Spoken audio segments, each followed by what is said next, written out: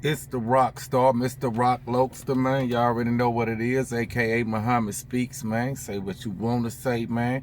So I got a comment, right, um, saying that I didn't say, well, I didn't tell the story about what happened to one of the little partners in the cell. So today, that's what we're gonna talk about. We're gonna talk about cell wars when you're in the cell, how dangerous it is when you're in the cells. So, like I always say, man, there's nowhere in prison that you are safe, not even when you in that cell.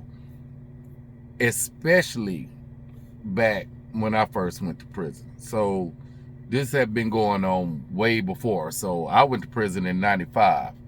They didn't change the the rule to put you in a cell where you kind of like equally matched. So what would happen would be you just come to classification, they just throw you in there with anybody. So you can be 5'5", 5'6". You could probably be down here on a non-violent crime, just happen to get 3-4 years, and they doing some shock stuff. Yeah, and then they put you in a cell with somebody who been locked up 13, 14 years, never going home, already been on that weight pile, 6'3", 235, and they throw you in there, you 5'6", 120 pounds, and they just throw you in there with them. And at this time, prison was, it was lawless, like really, really, really lawless. Like the laws didn't care. When I hit Beto in '95, the laws didn't mess with you. They let what we call let the penitentiary run itself.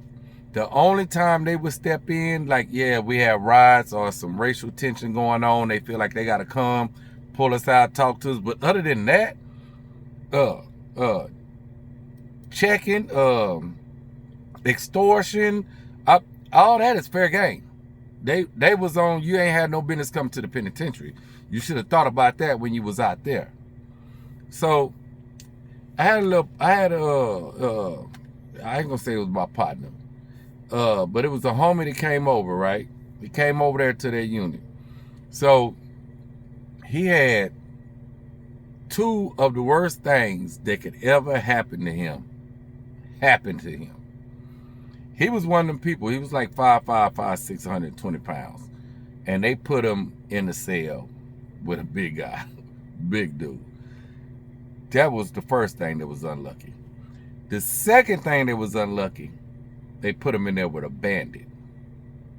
Now, where he messed up at, he never told nobody he was a homie. He didn't tell nobody he was a homie because he was scared to get checked. Because at this time in the 90s, this happened in the 90s. In the 90s, everything got checked coming through the door. You get checked coming through the door, that's just understood. So, put him in the cell, a couple of days go by, and man, he roughed little dude up. Little dude didn't want to fight no more. He didn't have no win. He didn't want to fight anymore. So, he had he was unlucky enough to be put in the cell with a bandit. Now, if he would have been put in the cell with somebody that's, they just hog, well, we call hogging when, you just, you bully, hey, I'm gonna take this out your locker, eat this. Hey, when you go to the store, you gonna get me this. Hey, you in the car, that's what we call hogging. So it come out later on, way later on, that he was a homie, right? And it was all kind of mess behind that. So, you had somebody came over there that knew him from the world and was like, that's the homie. I mean, like, that ain't no homie. I mean, like, man, that's the homie. So at first it was some tensions with the Crips. We was all like tripping because like, nah, y'all trying to make him a homie.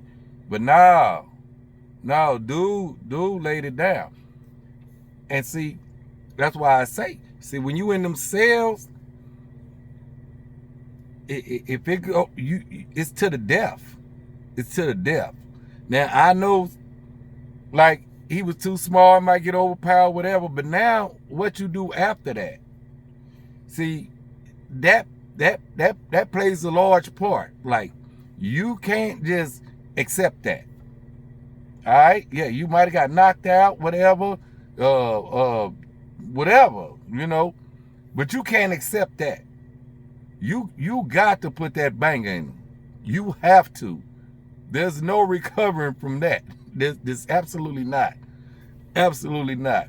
So the thing is, man, that went on for a long time. Finally, it was so much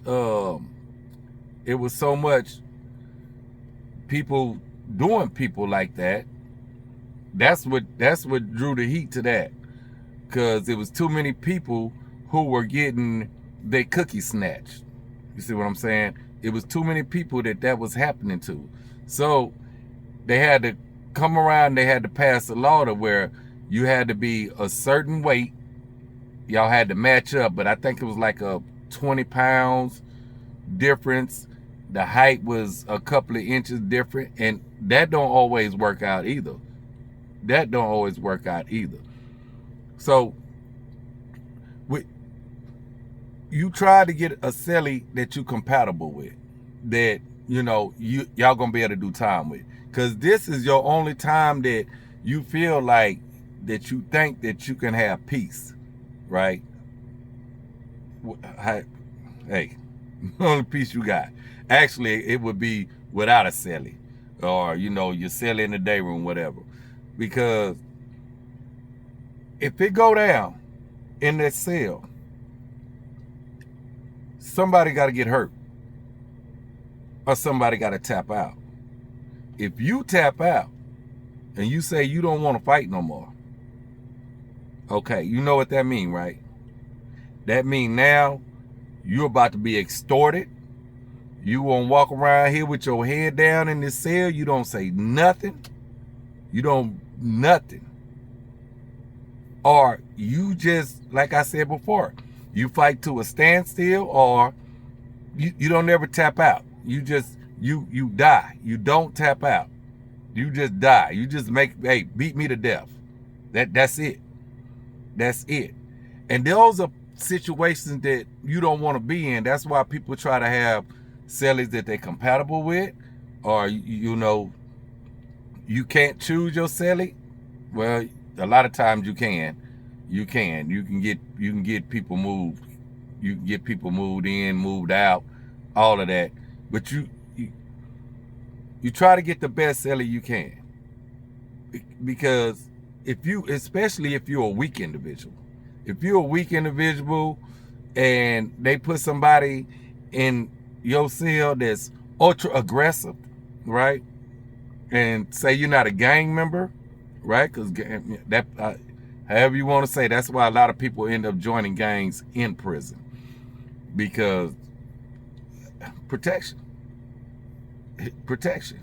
just straight up. Because you get moved in the cell with somebody who's ultra aggressive, bigger than you, whatever, and he's ultra aggressive, and you passive, and you just passing through, literally, and you walking around in here like you don't want no trouble. See, then they'll start doing things like you'll come back to the cell, he done ate your cookies. Oh, he didn't bust your coffee open. Oh, I needed a shot of coffee. You like, oh, it's all right, it's okay. Huh. You in for a long stay on Ferguson. You in for a long stay. So people try, because when you got two alpha males in the cell, they usually don't bump heads. Like, alpha males really don't usually bump heads in prison, because you already know it's going to turn out bad. But y'all usually cool because y'all understand each other and it's a mutual respect. But when you put somebody in a cell with ultra aggressive alpha male, the the respect level is gonna be different because just of the situation that you in and where you at. So they're gonna look at you different. They're gonna do little things. They're gonna do little things to try you. And you have to at some point you gotta realize you're in prison, right? There's no time to be passive here. The time for passiveness is over with. You're gonna, man, because I done seen some horrible things. I done seen them people make you holler over the run, tell everybody, I'm a hoe. Tell them you're a hoe. I'm a hoe. All right, sit your ass over there in that corner up under that table right there, and don't you move. And you got to understand that, especially Ferguson unit, like, we fight the laws a lot. So the laws will come, and they see how we talk to the laws, how we jump on the laws, and how we do the laws, that they just quit. So there was a time where that was very understaffed. Very. They were so understaffed that at one time, they'll keep the block racked up, and they'll let a row and a half out to go to the day room for 2 hours, and then they'll put them up, and then they'll let the other row and a half come out because there's not enough officers to watch us, and if something jump off, there's not enough officers to stop us. You can go at rack time, you can go hours, and there is no law on the block. Hours. There is no law on the block. Do you know how dangerous that is in that cell? Because can't nobody stop whatever happening or happens in that cell. And there's not even a law on the block. And when it's going down, ain't nobody gonna be hollering, hey, for the law, hey, get the laws over here. Cruel world. Cruel, cold world. Y'all make sure y'all smash that like button, man. Cruel, cold world. Facts, man. Hey, I just want to tell y'all that little bit, man. Just, y'all think about that. Y'all boys on that fringe are going up in there. You know you ain't really about that because ain't no guns up in that player. Ain't no guns up in there. Man, you going to see what's really in your heart there, man. And there's no place for anybody, man. I appreciate y'all, man. Hey, y'all make sure y'all smash that like button, man. Y'all get subscribed. Y'all share. Jump up in them comments. Yo, I'm out.